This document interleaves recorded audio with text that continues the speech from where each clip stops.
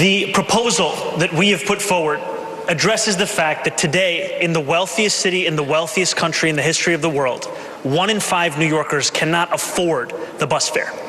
It would cost $700 million a year to make the slowest buses in the country fast and free. And it would actually have environmental impacts, as fewer New Yorkers would drive their own car or take a taxi and would instead get on the bus. It's really sad when even far-left Governor Kathy Hochul understands that Mamdani's ideas are insane. They are retarded. I cannot set forth a plan right now that takes money out of a system that relies on the fares of the buses and the subways. But can we find a path to make it more affordable for people who need help? Of course we can. To do it statewide right now, it's about $15 billion, the entire amount of my reserves. Where were you on the campaign trail?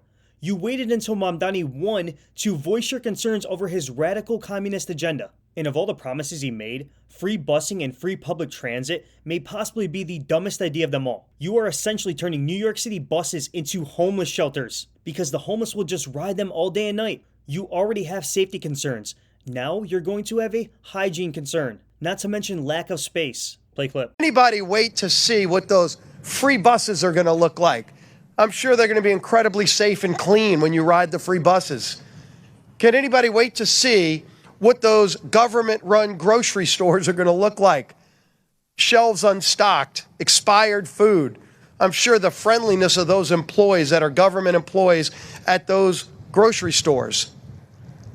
That's what socialism does. Socialism always overpromises and underdelivers. The standard bus fare in New York City is $2.90. That's actually pretty cheap for public transportation.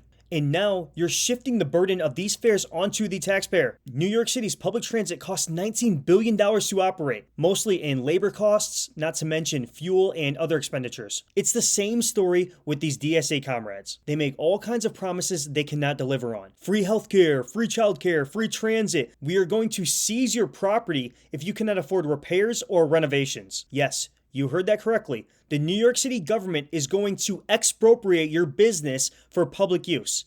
Play clip. And when a really bad landlord, like this guy, refuses to fix it, the city's gonna step in, make the repairs, and send them the bill. If that doesn't work, the city's taking over the building. We're putting the worst landlords out of business. Karl Marx is smiling from hell right now. If you enjoyed that clip, please hit the subscribe button. Thanks.